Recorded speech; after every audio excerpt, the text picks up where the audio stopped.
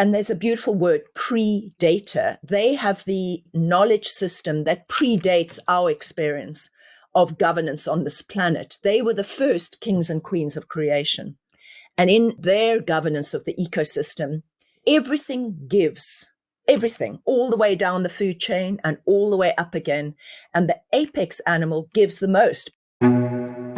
Hello, hello. It's Christine Marie Mason, your host for the Rose Woman podcast on love and liberation, but increasingly also on living from a position of deep reverence for life and acting in the world as if everything is ensouled, building systems that do that, treating yourself and your relationships as if that were true.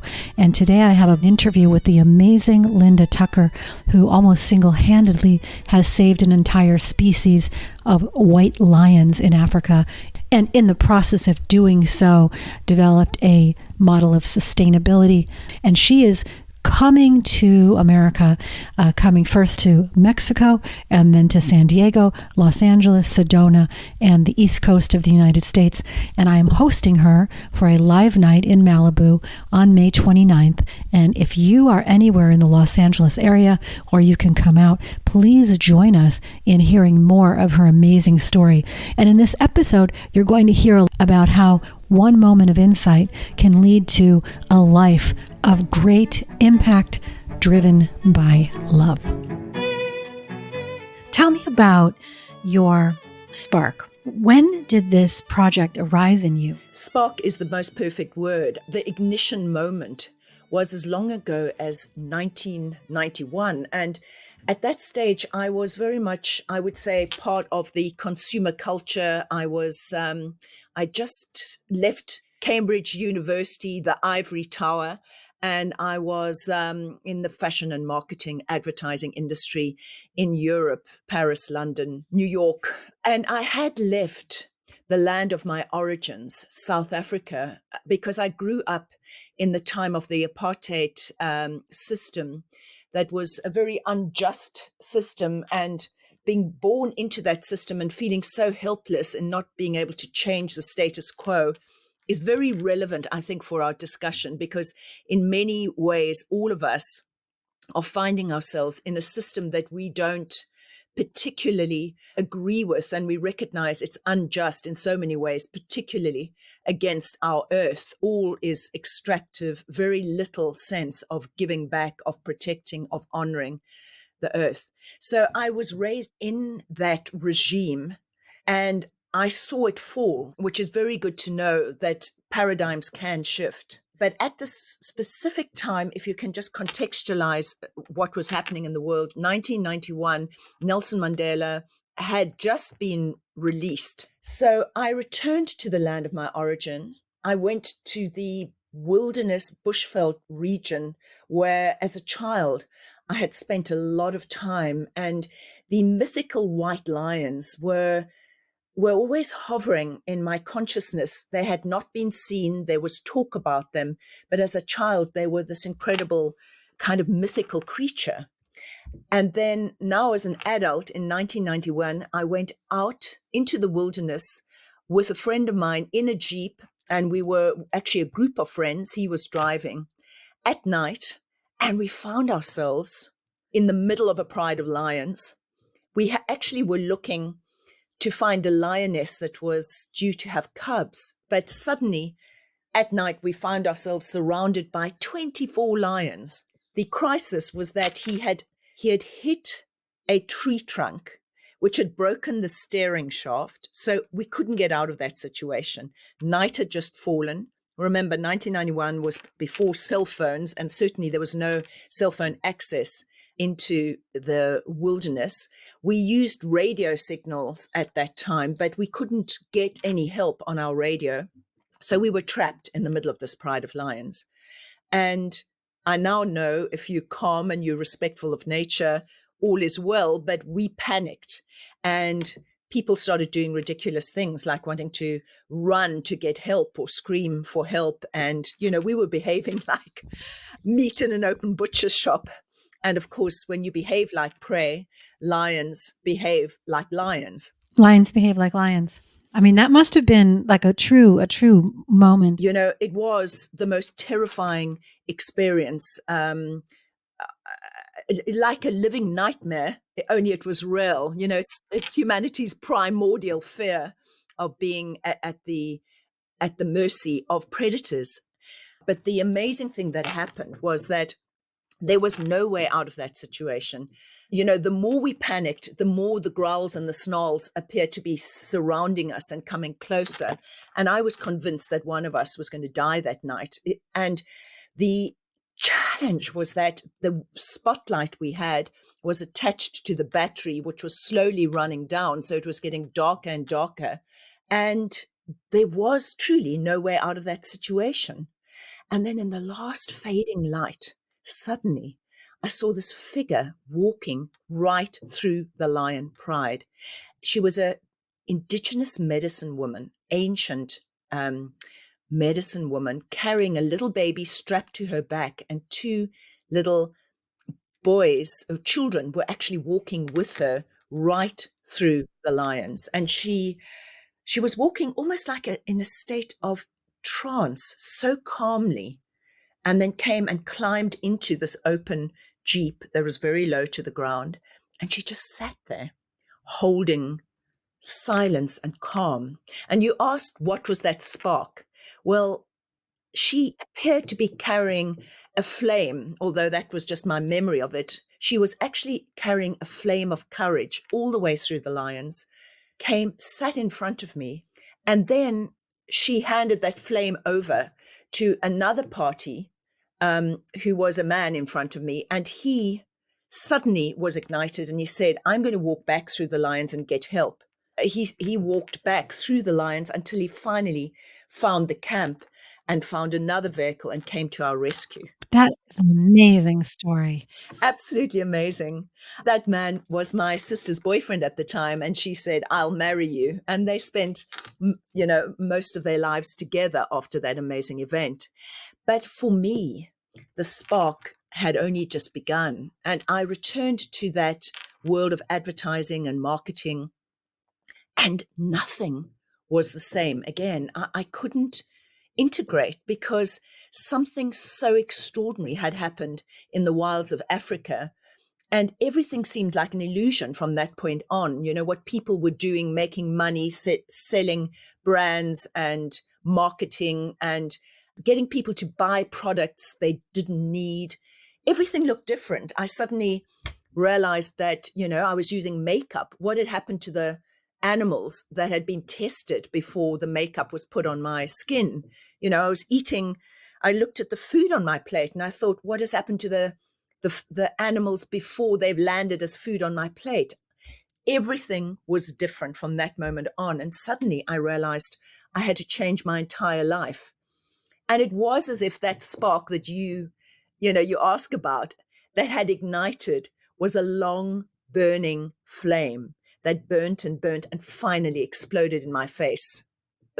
Actually, it took about 2 years of resistance before I was ready to give up that old life. And when it happened, I just gave up my husband at the time, my job, my house, my career, everything. I just returned to Africa to find this woman and ask her, what was that about? And when I did finally track her down, she was a well-known wisdom keeper in that region. Many, many people would walk many miles to find her knowledge and her wisdom. When I arrived in her village, she said to me, it took you a long time to wake up. It was as if she had been expecting me. Wow. She must have tapped you in that moment. But I just want to acknowledge a couple of things in what you're saying, like the witnessing of how the field responds to what you're emanating. That happened in this moment when she was walking among the lions, and you noticing and understanding that the field changes with how you show up. That's very potent in and of itself. And then this going back, and you cannot turn back once you start asking questions. Someone told me once that if you hear the bell, it's only a matter of how long you resist. that you're going there someday. Some people might not go there until the day of their death, but you're definitely going there. So I love both of those points. Whoa.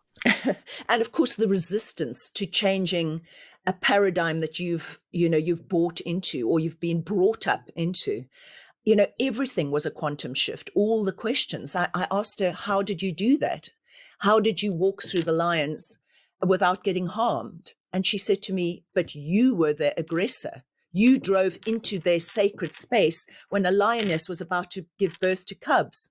So, my whole world reeled at that explanation, that I was the aggressor, not these lions that were protecting what was sacred. And then, my question, but you brought your baby grandchild into the jaws of death. And she said, no, the lions are my family. That's why I brought my grandchild, to show that I would not be harmed. How about that, Christine? So that moment, that ignition moment, has changed my entire life. And it led me to see everything differently. You can imagine, she was the most lion-hearted person I've ever met. And that defined lion-heartedness for me, which later became my teachings for others. But lion-heartedness is that quality of fearlessness, inspired by love and respect for the natural world, that enables us to transform our human world. It makes us unstoppable. When I asked her how did she do that, she said, love and respect. Those are the only two rules that are needed in nature to restore our relationship and our trust with our environment. And when you restore that with the king of the bushveld, the lions and the lionesses, then you know that rule applies across all species. If we can only restore love and respect for our natural world, we have the key to restoring sacred relationship and restoring our planet. That's sort of reverence for life. Absolutely. And, so that then became the guiding light in a whole transformative journey that I went on. First, it's been 3 decades. So I could summarize very briefly. The first decade was, with my Cambridge training, I went into a state of inquiry about these white lions that occur in this region of the world only, and what had happened to them. I was uncovering the knowledge system around them through this incredible medicine woman imparting knowledge, as she introduced me to other wisdom keepers in Africa, who told me these are the most sacred animals on the African continent. They have returned to Earth at a time to guide humanity through the coming changes.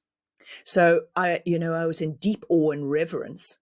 And then on the other hand, I learned that they'd been forcibly removed from the wild into zoos and circuses around the globe and hunted to extinction in the wild. That was, by the time I returned to take up this mission, they were technically extinct in the wild. And so this medicine woman said to me, it is your mission to restore them to the lands of their origin. And it was this dual experience of the majesty, the mystique, and the myth of the white lions, and then the pure horror of their exploitation. And it was, a kind of dual path that I was walking, because the more I uncovered, actually, the more risky and dangerous it became as I started exposing what was happening in this region. And in those early days, I received death threats because the lions were being removed into these places where they were being bred to be killed. Can you imagine that? Lions bred as baby cubs to be cuddled, and then as tamed lions to be shot as tamed trophies. And, I started opposing this in the 90s, but this industry grew and grew. It escalated and then started trading lions across border into a whole cross-border trade in the East, where, I know it sounds too horrific for words, but where lions are actually eaten in the lion bone trade. And so, again, we're looking at the absolute majesty and message of these mythical creatures who, according to the legendary knowledge, have returned to Earth to create a path of evolution for humanity who is igniting our lion hearts at this time.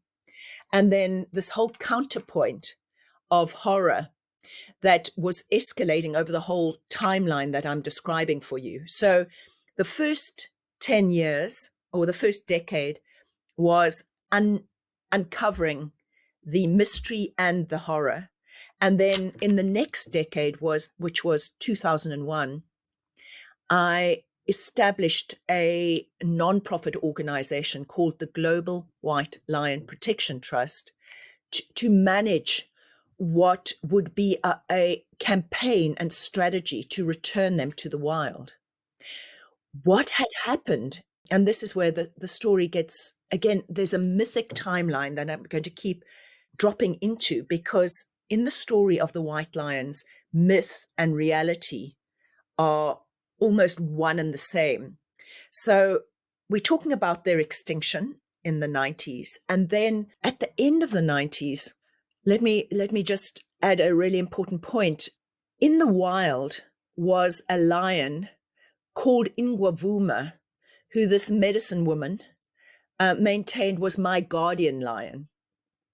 And then, to my horror, he was then identified as a trophy who was going to be hunted.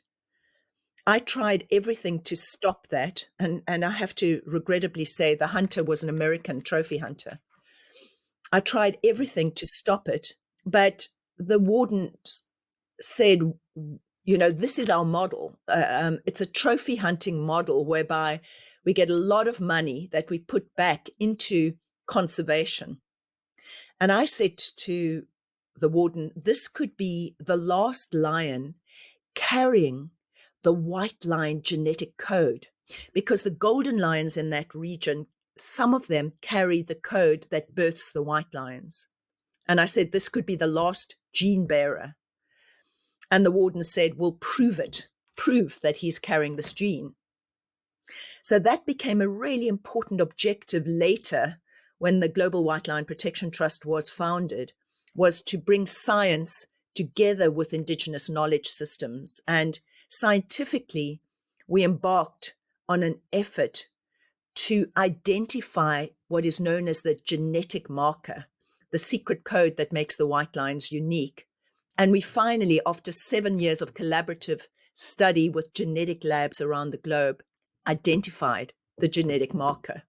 But at the time when I was trying to protect this lion, I didn't have that scientific knowledge. So I couldn't say, well, test him for this specific genetic marker, and you will realize that he, like the medicine woman has told me, is going to sire the future white lions so they return back to the wild. I didn't have that knowledge at the time. And so the tragedy was he was hunted down by this American tourist or this American hunter, which was utterly shocking for me. And I almost stopped, my efforts. But by now I was working with a group of medicine people, and they said to me, sometimes a king has to pass for a queen to be born. And there is going to be a sacred birth of a white lion.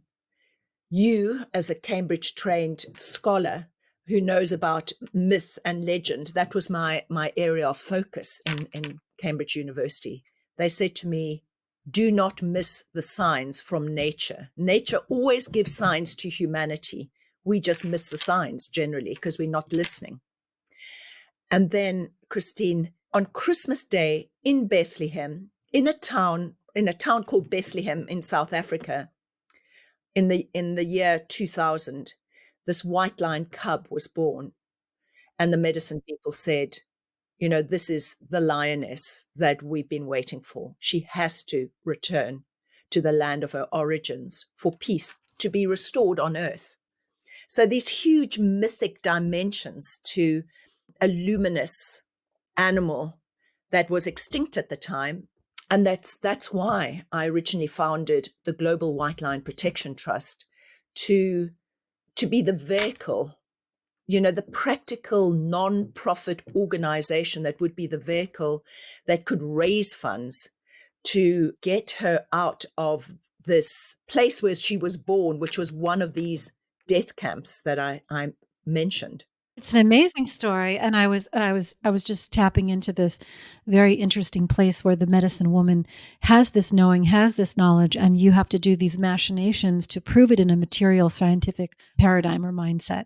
You have to go through this genetic testing versus like just trusting the indigenous knowing, and also like trusting life, that there is something sacred and beautiful, that killing for sport, which is, the absolute opposite of the erotic pulse of creating life. It's like this culture of death that is global, killing in an environment where it's honoring in the chain of life, where you're honoring your prey and you're eating what you kill, and it's done in a reverent and respectful way. That's one thing. But for sport, what's the point?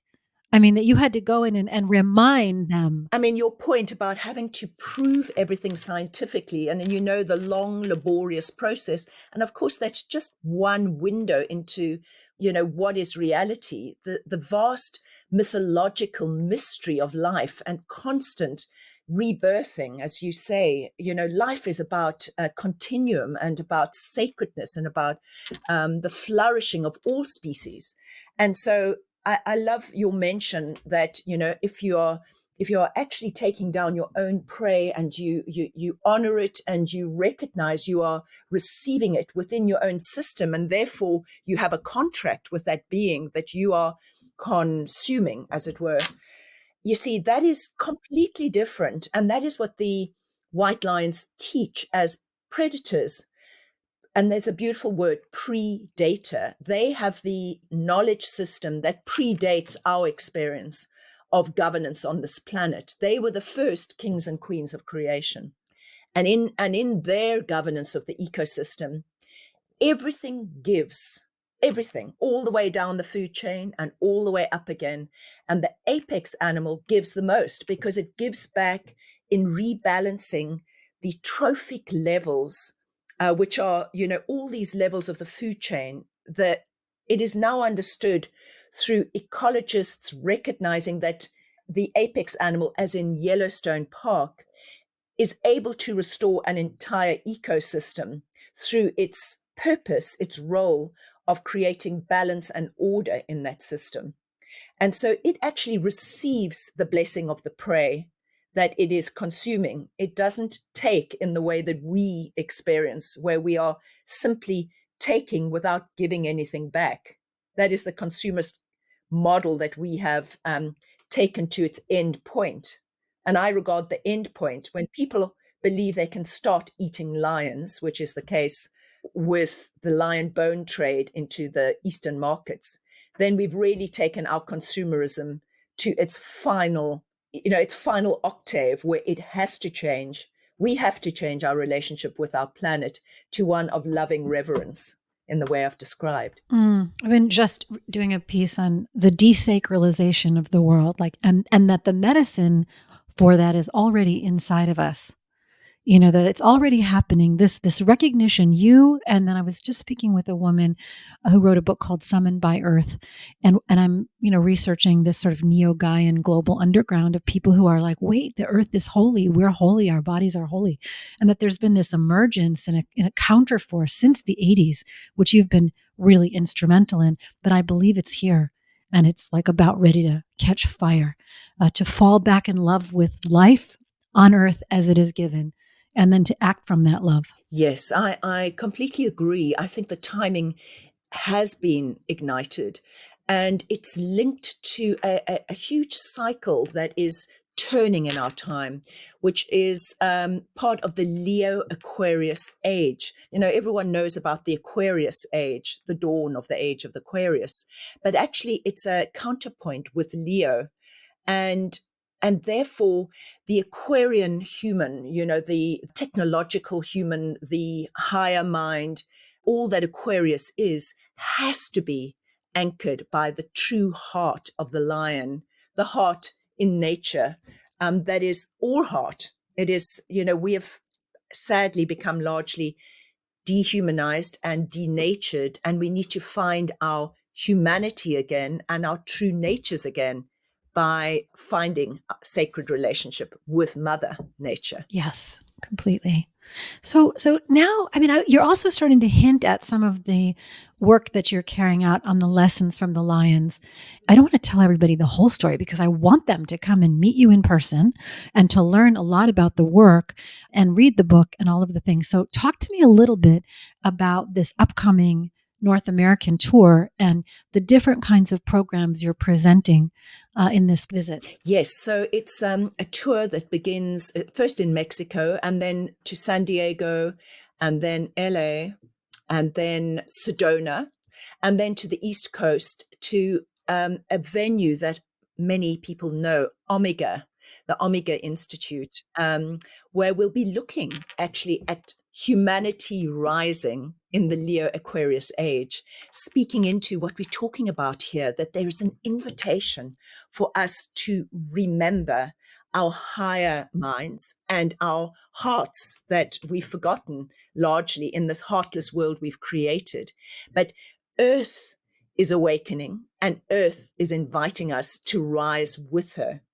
And so I know I now, sound like a mystic and a visionary, and I am that. But on this tour, I'm going to be sharing with everyone the real project on the ground, what these last 3 decades have been about in terms of establishing a project on the front line of conservation, expanding it and constantly expanding it to vast territories that now house the white lions. It's actually 4 different prides who are flourishing in their ancestral lands.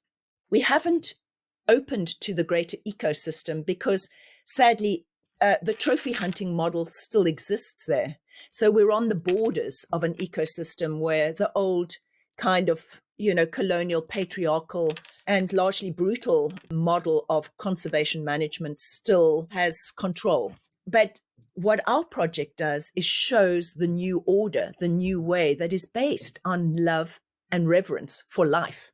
Yeah. When I was first learning about your work, the material realist in my brain, my logical brain, was so grateful that you had managed to do all of this habitat restoration, that you'd managed to create a sustainable ecosystem, that you'd managed to engage with and persuade authorities and do collaborations of that scale, because it took it from this mystical realm into something one can do in the world. So this way that your internal, mystical, spiritual, visionary experience has translated into manifest, hands-on work in the world is one of the most beautiful parts of this story and the work that you're going to be talking about on this tour. So thank you for that. Well, you describe it so well, Christine. Mystical can be dismissed by hard science or reductionist science, but when it's actually manifest in a project that is doing the work and pushing frontiers, literally playing a role in protecting key waterways into a system, seeing how the lions themselves regenerate their system and therefore multiple flora and fauna are protected. And we know that these, I'm not going to call them the last surviving wildlands on Earth, but I see them as expanding wildlands, restoring themselves. But we know they play a critical role in climate mitigation and so much more. They hold the key codes to the flourishing of our planet. Every single species, I believe, is here for a reason, and they all play a role. But the white lions are particularly important because as the apex of the apex, they support all other species regeneration in their ecosystem.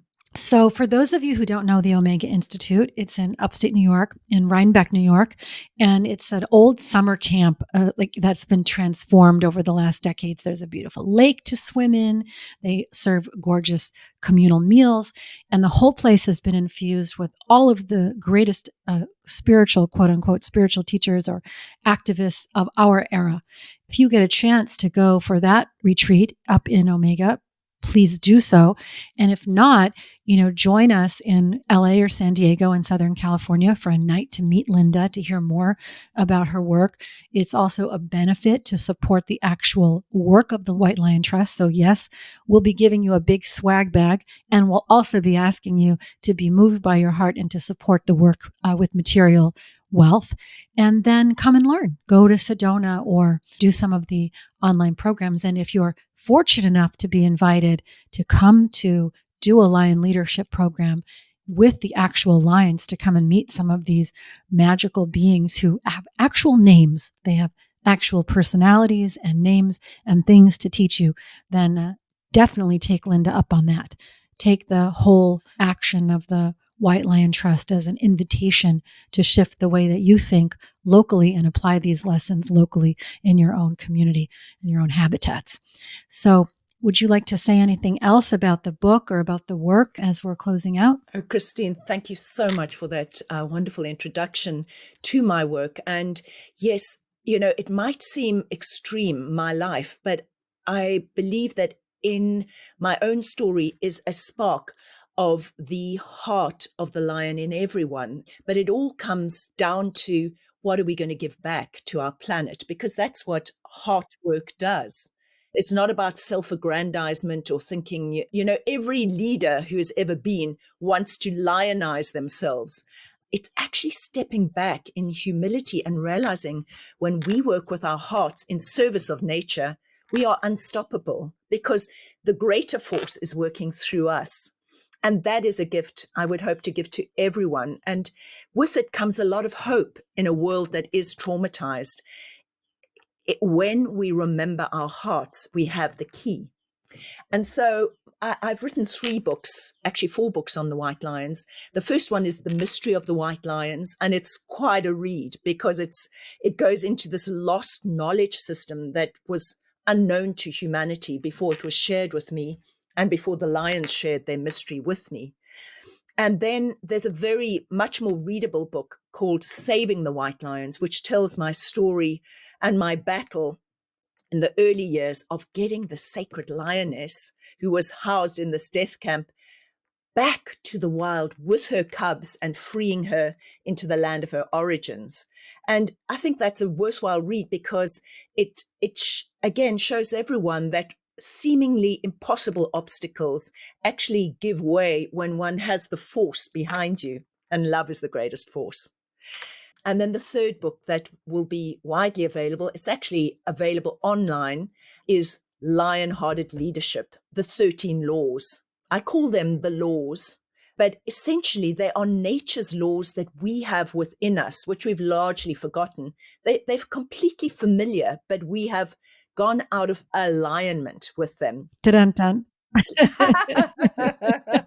Absolutely. And they're essential laws of reclaiming, remembering.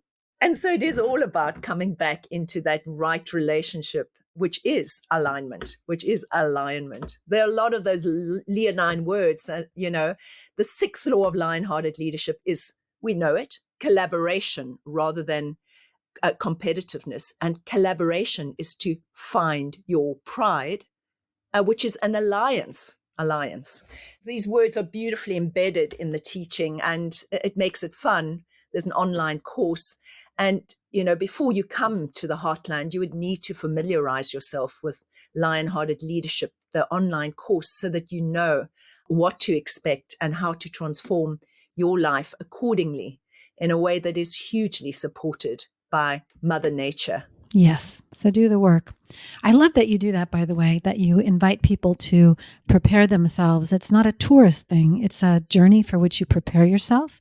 You do it, and then you integrate it and take it out into your actual work in the world. There's something in it where a consumer culture would say, I'm paying, I get to go. And it's almost like a mental hunt. It's almost like a mental hunting versus saying, I'm coming in, I'm coming in knowledgeable. I'm coming in with respect. I'm coming in knowing my part. I'm coming in to commune, not to observe. I'm not objectifying. I'm relating to the lions. It's a very different way to even approach who can come. Exactly, it is. So we're not open to the general public. It's not a commercial project. We do not link the lions to the monetary chain in any way, because their value is higher than anything we can quantify. And so it is, I'm going to use this word, I use it a lot and people sometimes shrink, but it is coming in service, sacred service, when we recognize that we are here to give back and that is an ennobling action, then everything again starts to flow in the right way for us. Beautiful. Yeah. Okay. Well, I can't wait to meet you in person. We're going to have a really fun night. I can't wait to meet you too. Make sure that if you're in LA, come out and visit us. We're going to be in Malibu on May 29th. And if you can't be in Malibu, then come and find Linda online. Thank you so much. Thank you. If you are hearing this episode prior to May 29th of 2024, you can find the link to purchase tickets for this event in the show notes. You can also find a link to take the classes and learn more about the Global White Lion Protection Trust in the show notes. And if you are interested in broader reading and writing on the worldview that is emerging on this Neo-Gaian spirituality that's returning us to earth, to our body as holy, and to our interaction with the rest of this beautiful planet we live in, on, with, among, please visit me at christinemariemason.com. Lots of writings and my books are there. And my company, which is integral to the restoration of spirit in the body, my intimate wellness and sexual health company for women, rosewoman.com, which is a lifestyle of reverence, particularly toward the parts of your body that have been shamed or disrespected. We are restoring everything as holy, holy, holy. Remember your light. Your light is undimmable, even if sometimes it gets a shade over it. Just remember who you are, that divine light of consciousness, my friend. I'm a divine light of consciousness, tell yourself. Love everybody. Serve everybody. Remember who you are, in the words of the great Maharaji. Bye for now.